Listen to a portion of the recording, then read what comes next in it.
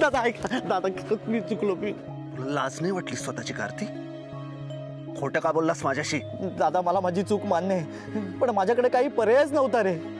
तू एखाद्या मुलीच्या प्रेमात पडशील ना तेव्हा तुला समजेल. अरे दादा, आधीच सानिका आणि माझ्या लग्नाला विरोध, त्यात तू तिच्या मागे लागल्यानंतर आम्ही आजच रात्री लग्नाचा निर्णय घेतला. पण त्याचा काय उपयोग झाला? तू आधीच आम्हाला पकडलंस आणि आमचं लग्न मोडलं. मी म्हटलं होतं ना सानिका, आपलं प्रेम कधीच यशस्वी होऊ शकणार नाही.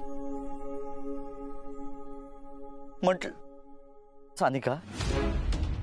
सानू,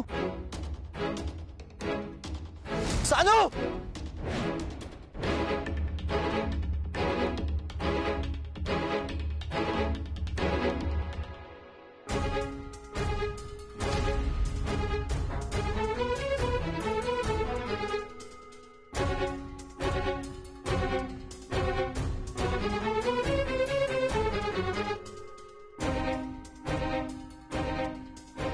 सानिका, सोडा सोडा.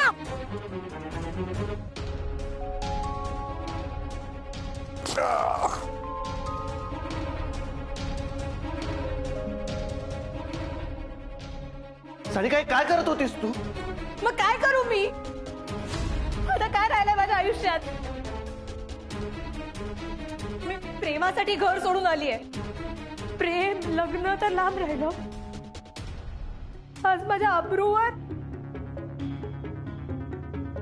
आता तुम्ही माझं लग्न होऊन देणार नाही आणि माझ्या घरचे मला घरी घेणार नाही. माझ्याकडे जीव देण्याशिवाय काही पर्याय नाही राहिलाय. बंद करा पोरखे. दोघेच्या दोघे आत्ताच घरी चला. सानिका तुला मी सरांकडे सोडून देतो. चल सानिका. लांब राहा सानिका, लांब राहा. सानिका.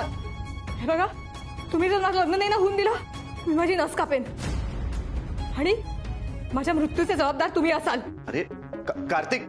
सानू, लांब राहा. पुढे नका येऊ. मागे राहा. कापू. सानिका तू हे काय करतेस अगं? मी कापेन. मागे राहा. मागे जा. जा मागे. गुरुजी, तुम्ही लग्न लावा. तुम्ही लांब राहा. हे बघ, लांब राहा. कार्तिक, कार्तिक ये समोर. सानू ही काय नाटकं आहेत? कार्तिक हात पकड.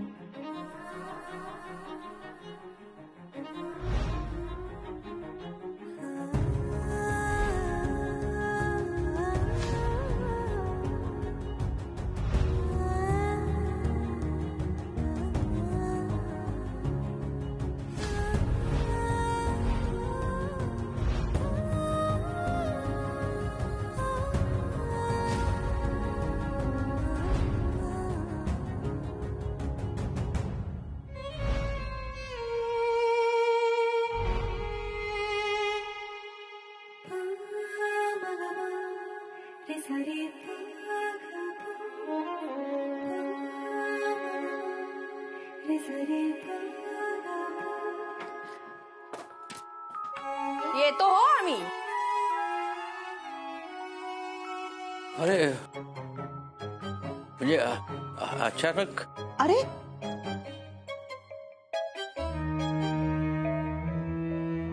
अचानक तुम्ही हो, कारण एक दिवसाचा पाहुणा, दुसऱ्या दिवशीची पै, तिसऱ्या दिवसाचा राही, त्याला अक्कल नाही ना. येतो आम्ही. बाय. आई मला सांगितलंच नाही तुम्ही की आज निघायचंय. मला 1-2 मिनिटं द्या, मी तयार होऊन येते. हा अगं सुनबाई, आम्ही जातोय. तुझं बाहेर पण अजून संपलेलं नाही. आणि आई परवाच आली ना ग, तिच्या बरोबर थोडा वेळ घालव ना. आणि येताना मग विजा आणि तिकिटाचे पैसे घेऊन ये.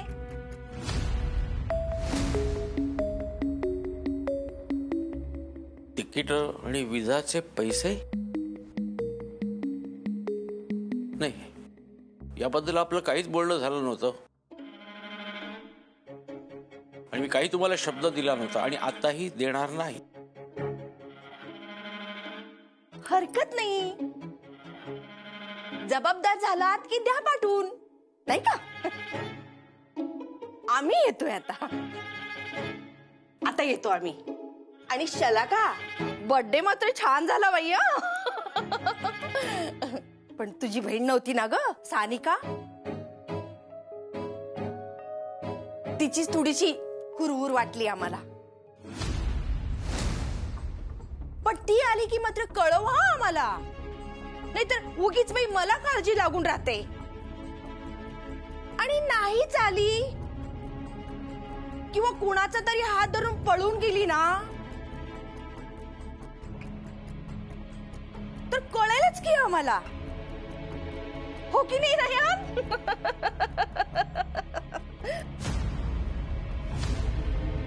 बरं चल बाई, येतो आम्ही.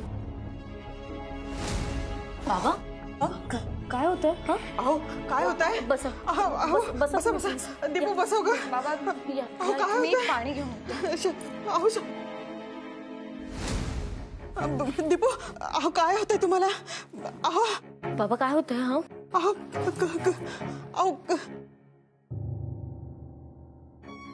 अहो काय होतंय? बाबा पाणी पाणी घ्या, पाणी घ्या. दीदी डॉक्टरांना फोन कर जा. अहो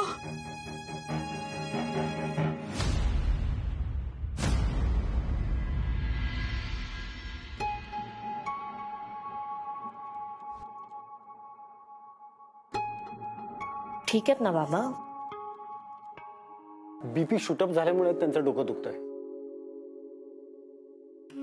सर स्ट्रेस घेऊ नका, नाही तर हॉस्पिटलमध्ये ऍडमिट करावं लागेल.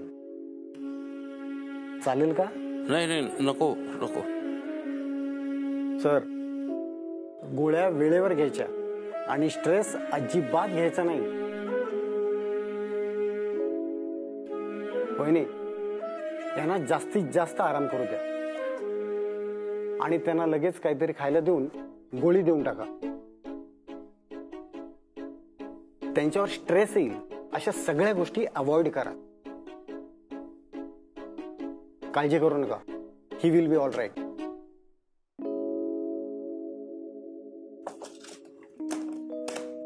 Thank you. येतो सर.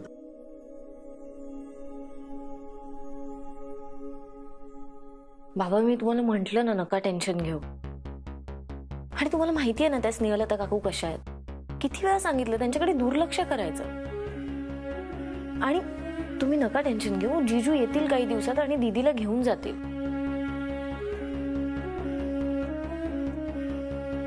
दीपू त्या बोलल्या हे फक्त तात्कालिक कारण होतं. फक्त ताई हरवल्यामुळे मला हे टेन्शन आलंय, त्याचा त्रास होतोय.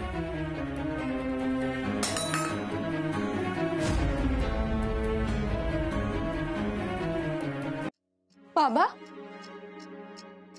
बाबा आपली सानू हरवली आहे.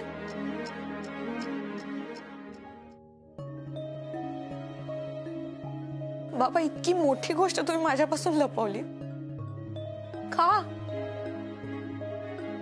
दीपू तू सुद्धा. काय दीदी, लपवली असं नको का म्हणू. त्या स्नेहलता ताई इथंच होत्या आणि त्यांचा स्वभाव तुला माहितीये. गावभर बोभाडा करत फिरल्या असत्या जर त्यांना कळलं असतं तर.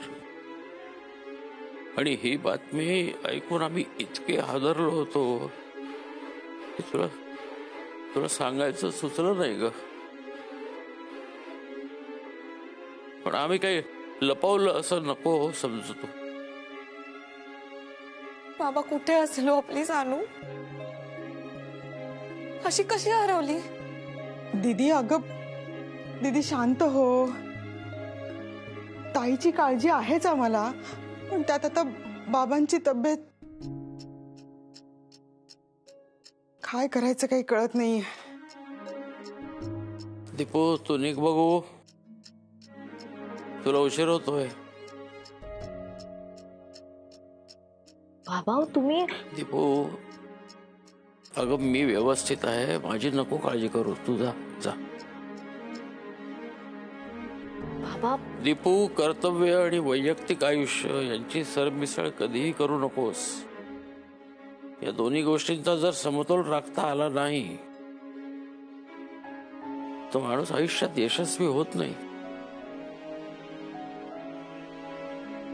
जा तू जा.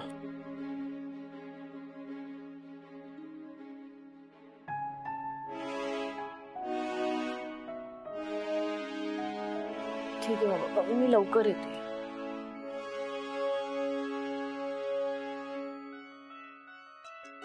मी ना गोळ्यांसोबत काहीतरी खायला करते. हा 2 दिवस झाले या सगळ्या ताणामुळे तुम्ही नीट काही खाल्लेलंही नाहीये. हा आणते मी.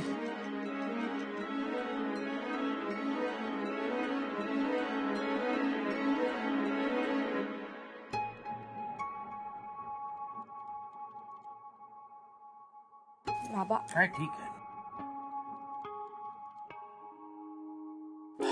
बाबा तुम्ही आमची नका काळजी करू आणि आपली सानू सुद्धा सापडेल. खमकी आहे की नाही आपली सानू?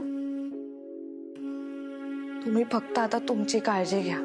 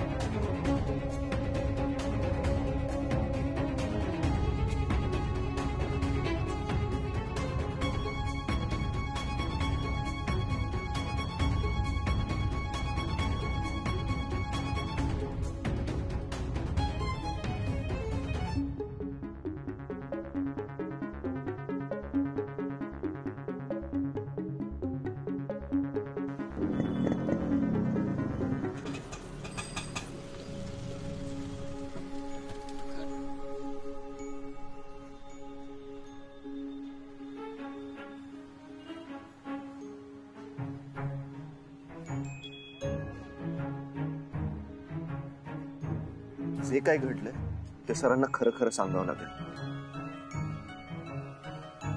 सरांसमोर मी काही बोलू शकणार नाही, पण तुम्ही बोला आणि डोकं थंड ठेवा.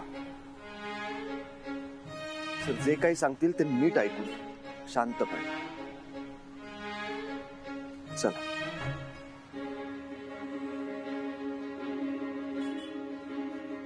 कार्तिक, बघितलं, तुला काहीही मेहनत न करता कसं सगळं आयतं मिळवून दिलं मी.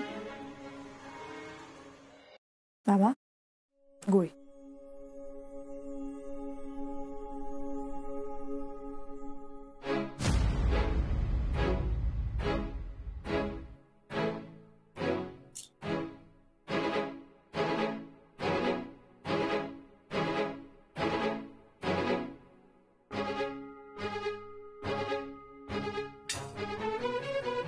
अरे साळगावकर,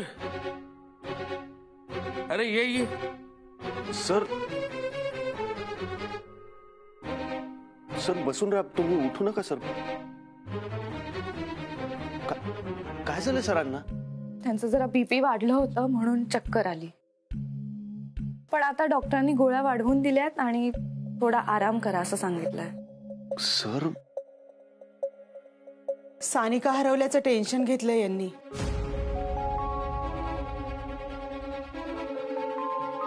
साळगावकर अरे सानिका बद्दल काही कळले का?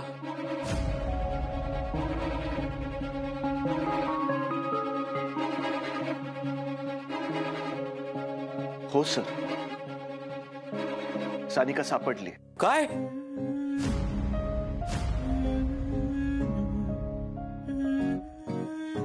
अरे काय सांगतो का? सर सर सर तुम्ही बसून राहा. कधी तुम्ही प्लीज आणि कशी आहे? तुम्ही आराम करा. पण साळगावकर, कशी आहे माझी सानिका? कुठे आणि काही झालं नाही ना तिला? हो हो, हे पहा, तुम्ही प्लीज शांत व्हा, काळजी करू नका. सानिका व्यवस्थित आहे. मी स्वतः घेऊन येतो तिला. हा. मी आलोच. साळगावकरचे आभार कसे मानू काही कळतच नाही. हो, काहीतरी गोड करा, म्हणजे आपल्या ताईला आवडेल असं करा काहीतरी. हो. सरांना जर कार्तिक आणि सानिकाच्या लग्नाबद्दल आत्ता कळलं तर त्यांना प्रचंड धक्का बसेल आणि त्यांच्या आत्ताच्या कंडिशन मध्ये ते त्यांच्या जीवावर बेतू शकतं.